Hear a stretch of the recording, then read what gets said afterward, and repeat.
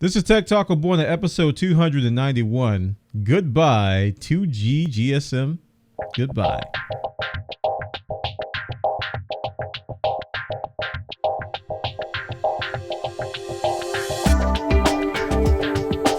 Welcome to Tech Talk with Bwana. This technology podcast covers tech news and reviews for the entire week. And now here's your host, me, Bwana McCall.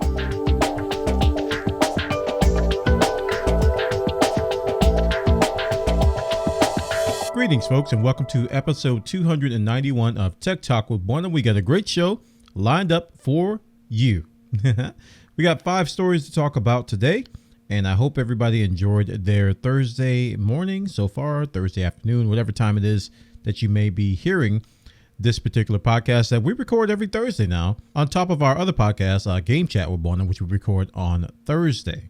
And we've split this up into one show per week just to make things a little bit easier for me. I've got a lot more stuff to choose from, so I'll have to settle for some stories that may not be as interesting as I would like them to be for you guys to listen to.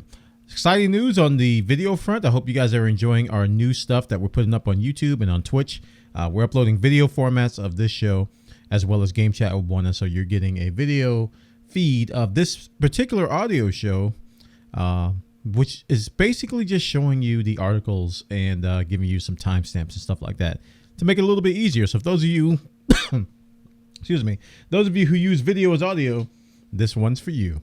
This one's for you. I apologize in advance. I got a little bit of a cough, feeling a little bit under the weather, but we're pushing through. Gonna get this episode done. Game Chat with Bwana is not the name of the show. It's actually called Tech Talk with Bwana. Tech Talk with Bwana, episode 291, coming at you right now.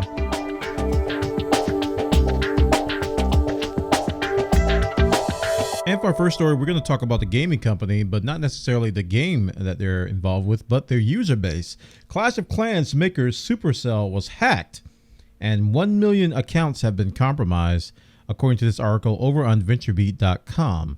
The company made an official statement that the breach happened in September of last year, and the site's forums were affected. So if you ever use the forums over on the Supercell website, then you'll probably have your account information exposed. They said no game accounts were affected.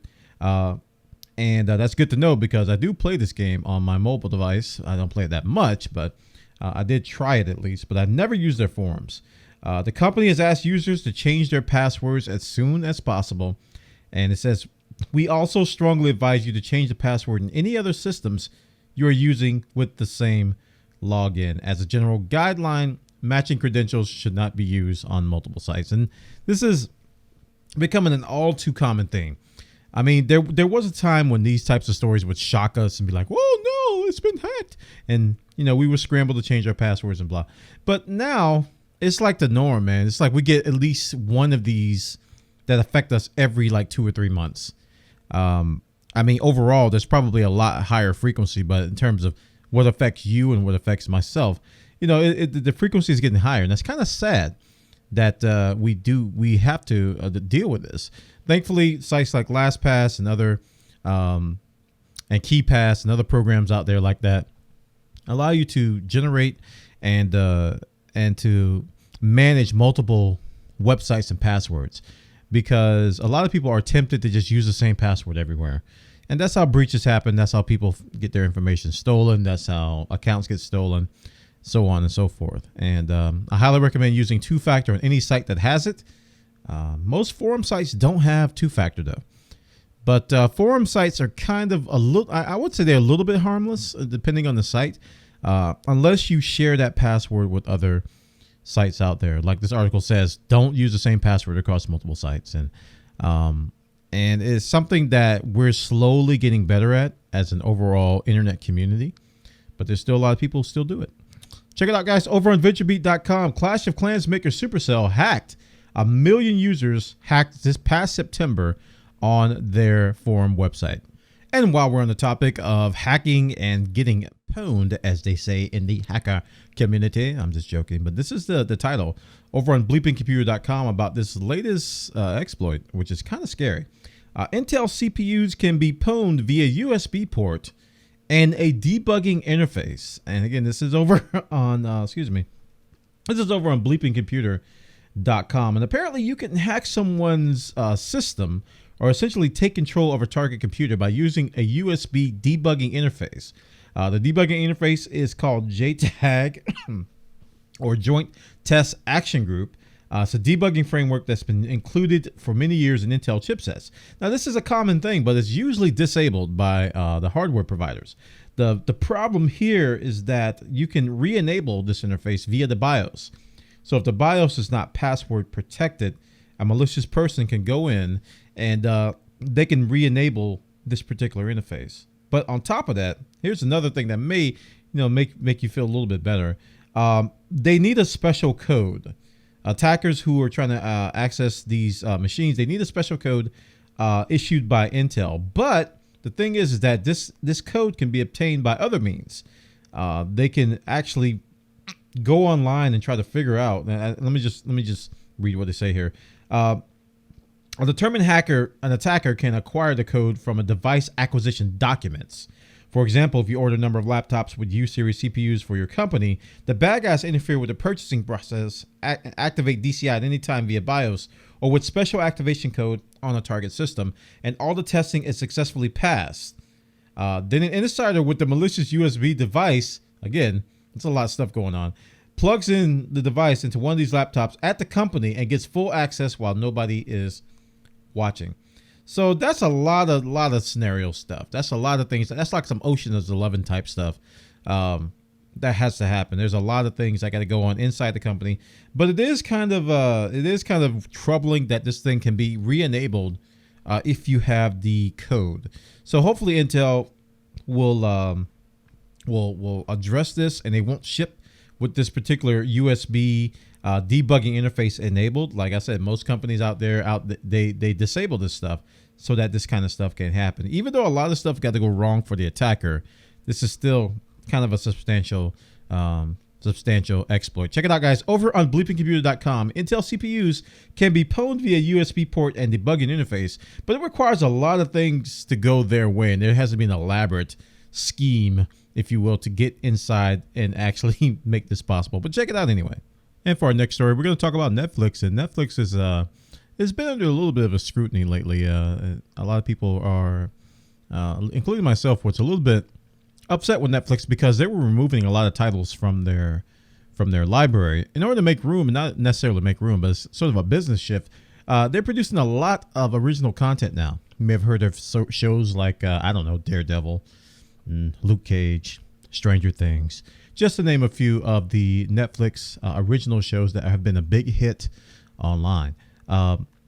That's not even half of them. I mean, there's a lot more. But the reason I'm talking about Netflix is because TheVerge.com has a story about how Netflix has added a record 7 million new subscribers last quarter.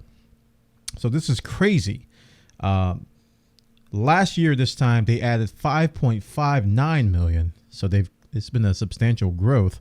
And this is mainly attributed to their international expansion. They have made themselves available in more countries than they had before. And this is starting to show. It's actually starting to show. A lot more people are coming on board. A lot more people are subscribing.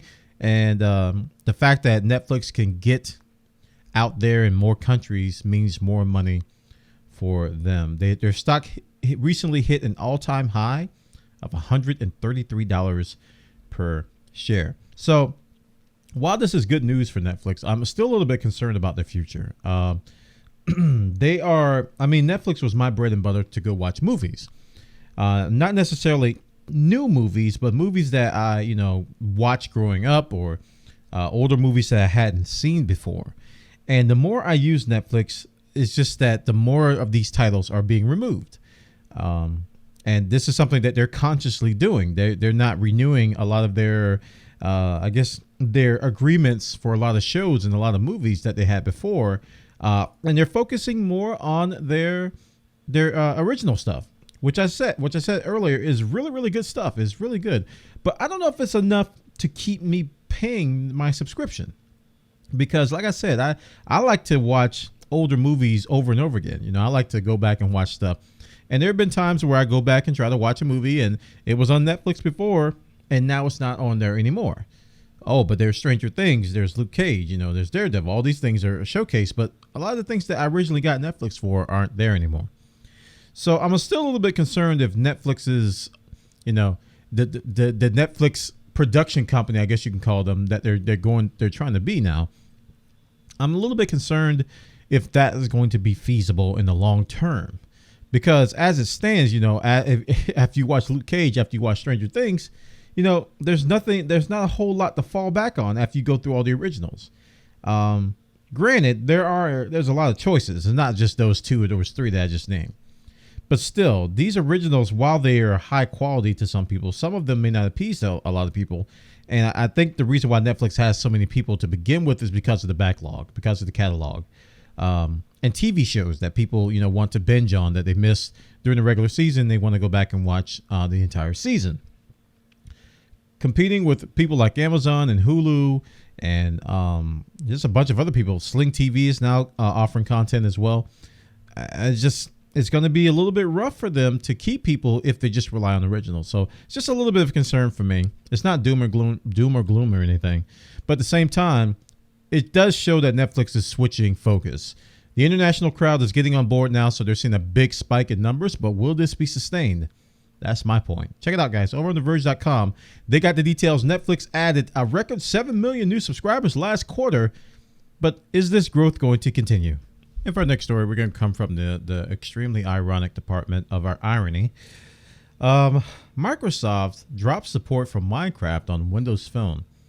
Those of you who don't know, Minecraft is a game on PC and consoles that was recently acquired. Well, the company Mojang was acquired by Microsoft. So Minecraft is essentially a Microsoft property, and it's kind of sad to see that Minecraft is no longer supported on Microsoft's own Windows Phone platform.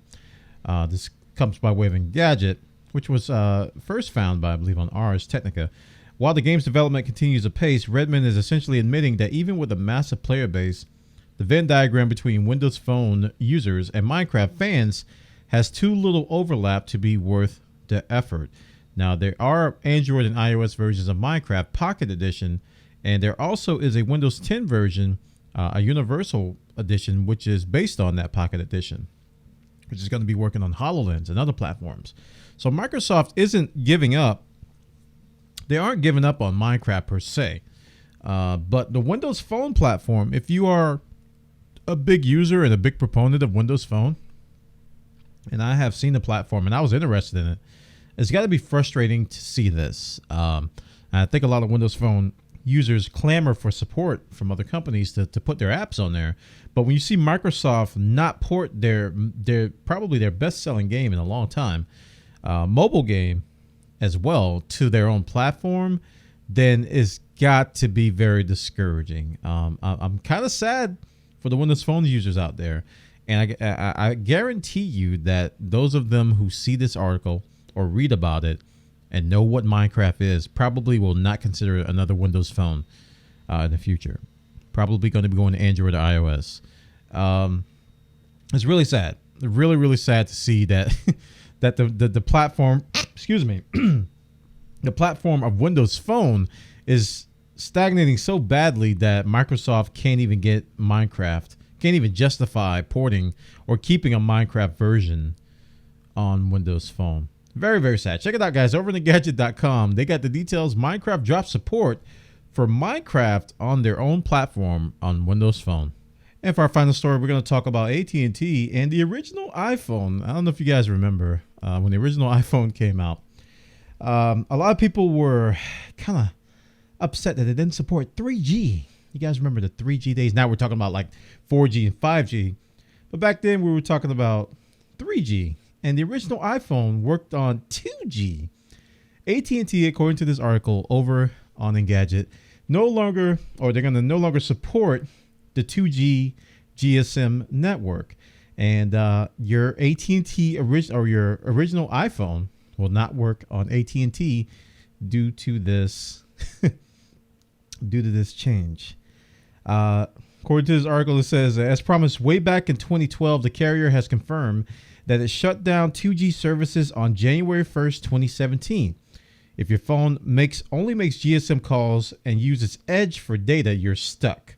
The move won't hurt very many people, even basic phones that have been using 3G and LTE for years.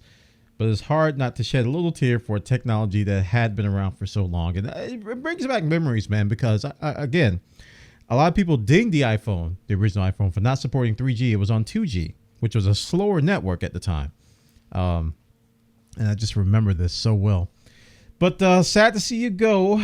The 2G and Edge networks on AT&T. Man, it seems like it was just yesterday, but it's been a really, really long time since this all happened. We've gone through so many revisions of the iPhone. iPhone 7. I don't even know what... Man, am I getting old? I think I'm getting old. Check it out, guys, over in thegadget.com. They got the details. AT&T is shutting down the 2G network, and that means that the original iPhone, as well as other phones that use only AT&T's 2G and Edge, will no longer work. And that concludes Tech Talk with Bwana, episode 291. I want to thank everybody for listening. I do apologize. I was trying to fight through it, but I got a little coughs got in here and there on the podcast. So I took some cough drops and whatever, and going to try to knock out whatever half cold I have here. But thanks, guys, for listening. Follow us on Twitter at twitter.com/Bwana, where I post musings on what I'm doing, as well as when I go live on my live stream at twitch.tv/Bwana, where I stream every day, morning and afternoon. We've been foregoing a couple of morning streams. I've been busy. Like today, I was not feeling well this morning, so I'm actually recording this one offline. But we are going to be online this afternoon, playing video games and doing all kinds of cool stuff. So check us out over there. Also, we're posting our videos of this show and our game chat with Bwana over on our YouTube channel at youtube.com/Bwana. Check us out over there. Hope you guys like the content that we're producing. I am going to be mixing it up a little bit more.